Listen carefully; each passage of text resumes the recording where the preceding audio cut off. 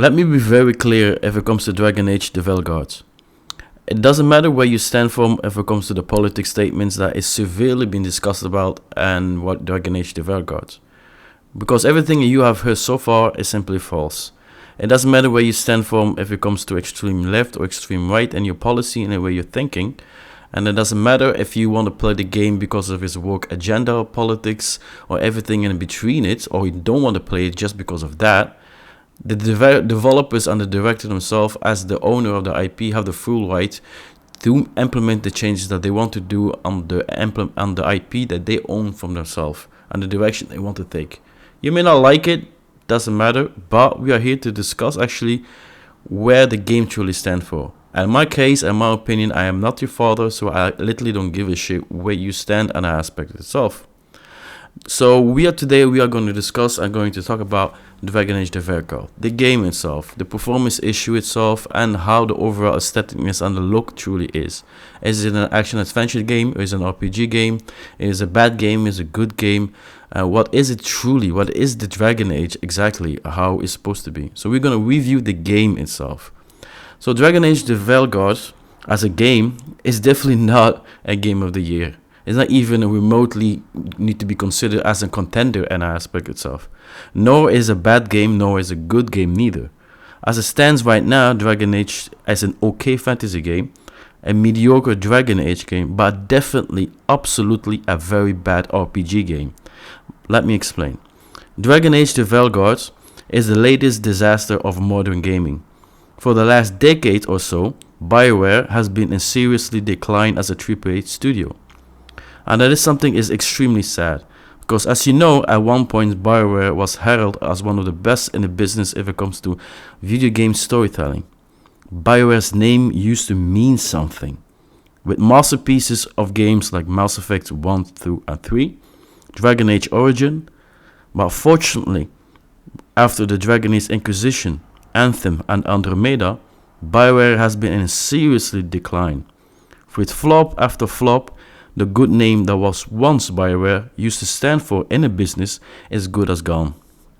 After the gigantic disappointment that Mass Effect Andromeda was in its release in form of storytelling and writing, Andromeda was one of the games had one of the worst animation ever made in gaming history, at least in the launch aspects of it.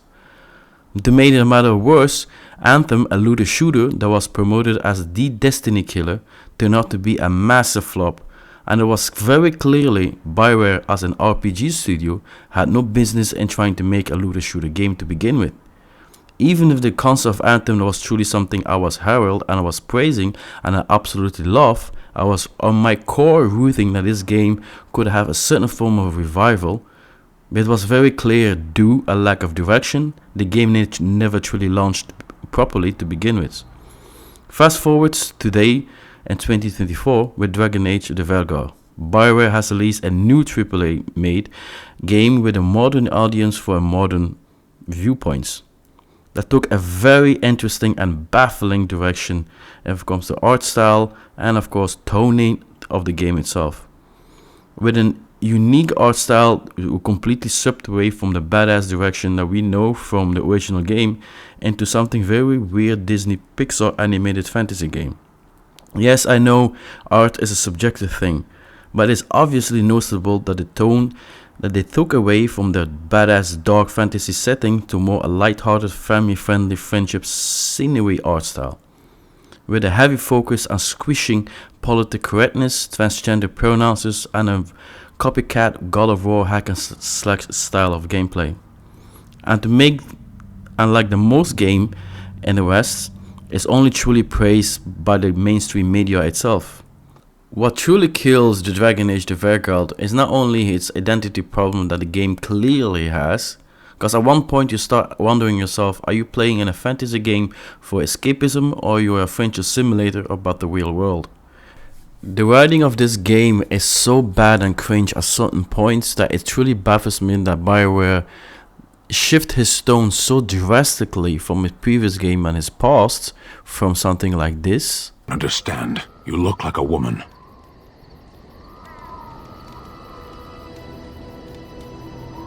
Flirting I don't know this word. Speak the common tongue.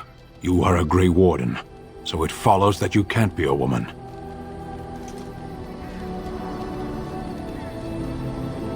Women are priests, artisans, shopkeepers, or farmers. They don't fight. Why would women ever wish to be men? That makes no sense.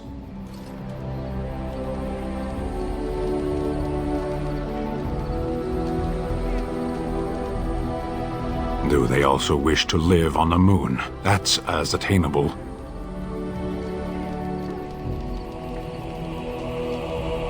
One of those things can't be true. A person is born, Gunari or human or elven or dwarf. He doesn't choose that. The size of his hands, whether he is clever or foolish, the land he comes from, the color of his hair, these are beyond his control. We do not choose, we simply are. To something like this. I was taught to think critically, to analyze without passion, and correct mistakes. You need not tell me that I am an inadequate mother. I am aware. Then why did you leave? When I see my child in danger, I act. Here's the ginger. Thank you. So, I'm non-binary. What does that mean? It means I don't feel like a man or a woman. If you are neither a man nor a woman, then what are you? Non-binary. I just said, and I'm going to use they instead of she from now on. If this is because I have criticized your dress or your manners... It isn't!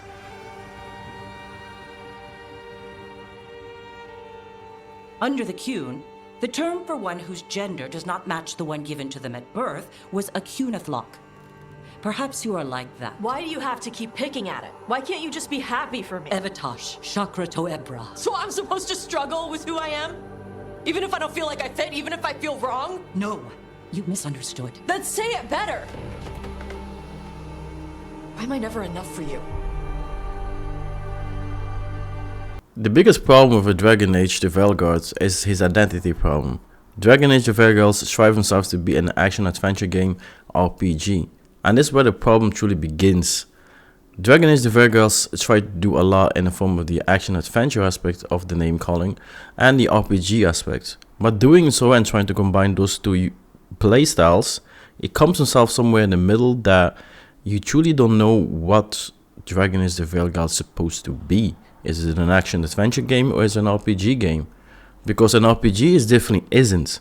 Knowing where Dragon Age came from, the history that they have, and of course the Dragon Age origin, where you had a rich storytelling, lore, and where the choices that you had as an RPG gamer truly mattered. His entire playthrough, 30 hours plus, you will find on my YouTube channel, all entire walkthroughs. You will see for yourself that this entire game, the choices was never truly there. It is like you are playing a pre-recorded game. It's by BioWare itself. It is not your adventure. It is BioWare's adventure. You're just passing through it, if that makes any sense.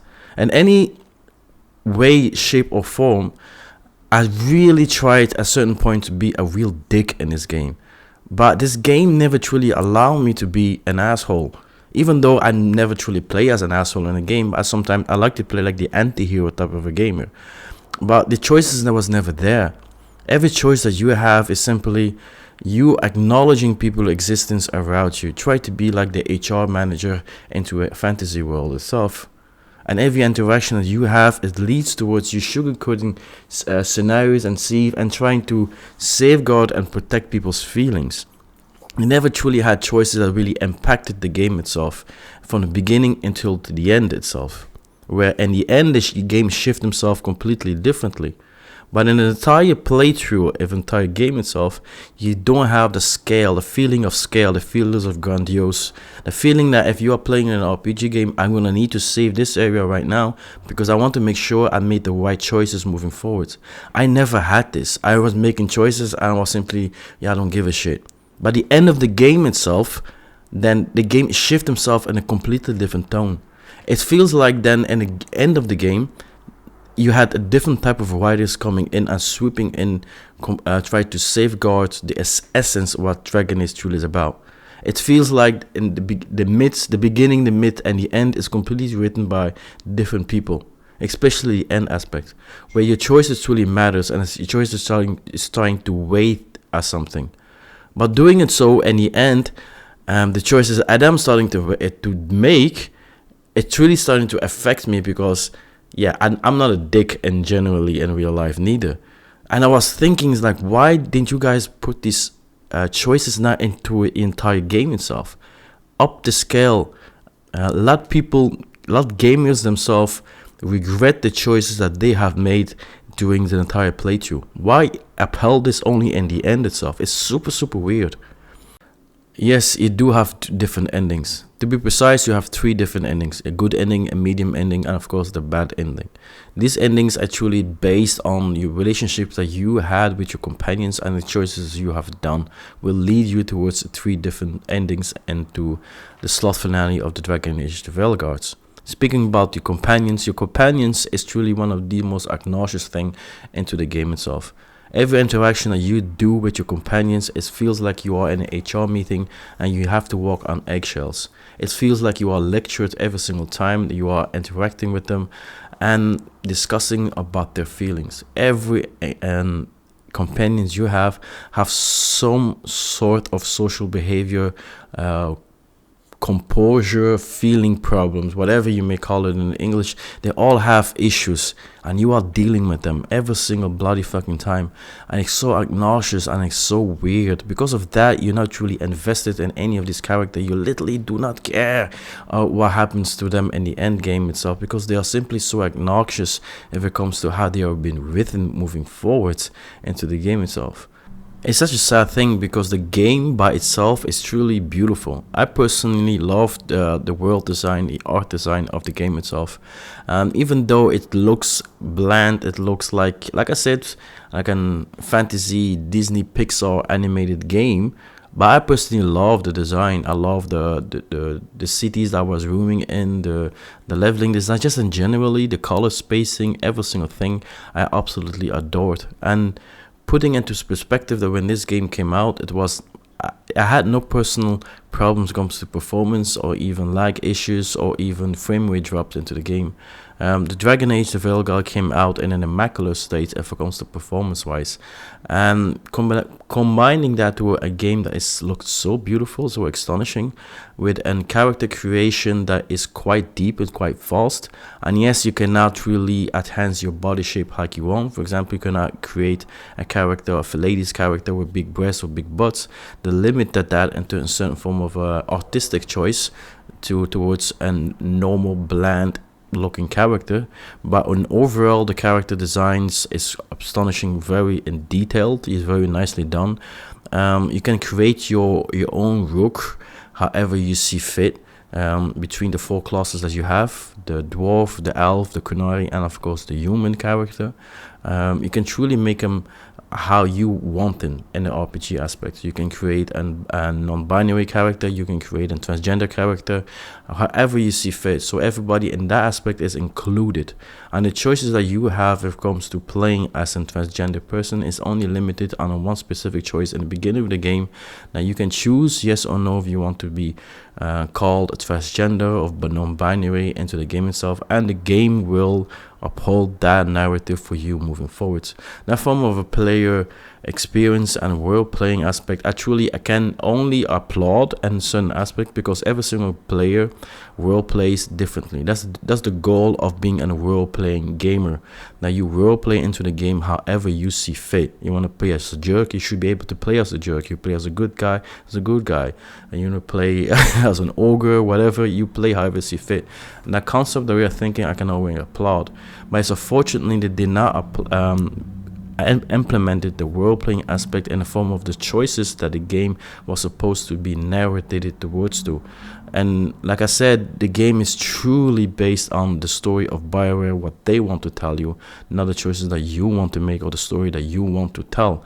And this is unfortunate, because the game itself, like I said, is beautiful within a very unique combat style that is simply extremely well done. The biggest flex that Dragon Age the Veilguard truly has is the combat system. The biggest win that they have in this game is it truly is the combat. The combat is fluid, is fun, and is absolutely simple to use for every single gamer out there. Doesn't matter your skill level, your play level, your ace. It's simply a lot of fun. Like in every form of RPG and this type of aspect, you have a skill tree that you can invest to and different form of points and to level up your character moving forwards. But compared to others games itself, this skill tree is very simple. It's a little bit like the Assassin's Creed meets Harry Potter. Hogwarts Legacy with the same UI system. It's literally plug and play. It's very accessible for everybody, and with an entire massive skill tree that you can play around different form of skills or different form of class that you picked from the beginning of the game. It's eventually 4 skills that you use in your main inventory, additionally with the ultimate super that you have, a little bit like a God of War. You have like a rage button that you can press that you can do like a super attack. The combat, like I said, is a lot of fun. It's really good. I absolutely enjoyed it. It doesn't matter if you're playing as a melee character like myself, or a caster, or a dual wielder thief character. Every single one of them plays extremely smooth. I had and devastating, cool looking animated combat moves and skill moves that you can truly be like a fucking badass into this game. And then simply a win for my books. The harsh truth about Dragon Age the Veilguard is that Dragon Age the Veilguard by itself is a very unique and is a very beautiful game. If you are a gamer and you are a kid between the age of 6 to 15 and you do not care about gender politics and every single thing that is related to this game on a negative aspect, and you just want to play a beautiful looking action adventure role-playing experience where the choices not really mattered itself, you want to play in a fantasy world full of dragons, intrigue, and a little bit of gore that is a little bit polished to please the younger audience amongst ourselves, then you're truly going to enjoy your time within Dragon Age the Veilguard.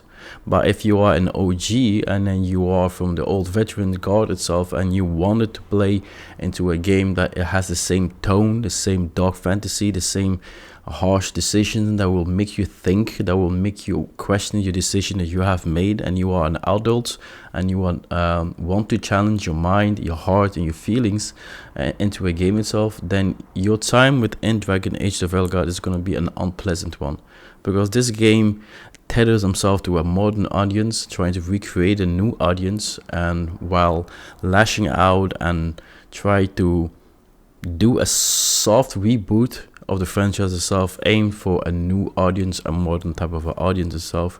Because of doing that, the game found itself in a very unique position that it lacks identity, it lacks purpose, it lacks vision, and it lacks tone itself. Dragon Age the Veilguard, as a game itself, I give it a solid 5.5 out of 10. It's an unfortunate game that had so much potential because of the way, the bad writing, the bad tone itself. Yeah, this game had potential, but just a fortunate thing that the final product that we finally received is simply bad. The lack of simple player choice in a role-playing game is baffling. It's absolutely baffling. Dragon Age Veilguard as a game itself, even though it is in form of scenery, cinematography, level design, and of course art design is beautiful, but just because of the lack of choice in your decisions into the game itself, I cannot in a good sense say that this game is a role-playing game, or even a remotely a good role-playing game. It doesn't hold a candle to its peers like Baldur's Gate 3, where your decision of the game truly matters. In Baldur's Gate 3, if you made a choice, you can feel the impact of that choice that goes through the entire game itself. It makes you think about the choices that you are trying to make or going to make. So for that, I give it, of course, a 5 out of 5 out of 10. I'm your host, Yashalo itself. Welcome to my gaming channel. If you like this content, don't forget to like, comment, and subscribe to the channel, and give me a thought in the comments down below what you think about the Dragon Age the Veilguard, your point of view, your perspective about the game itself. I'd like to hear it on the comments down below. Also, thank you very much for being here. Merci beaucoup. And hopefully I can see you all in the next Let's Play gameplay walkthrough, tips and tricks, and guide review and reviews. Of course, we try to do an abundance within this channel itself. So thank you very much again. Merci beaucoup. I'll see you guys next time, man. Your host, Yashalords. Like usually, I approve this message. One love only. Take it, guys, man. Peace.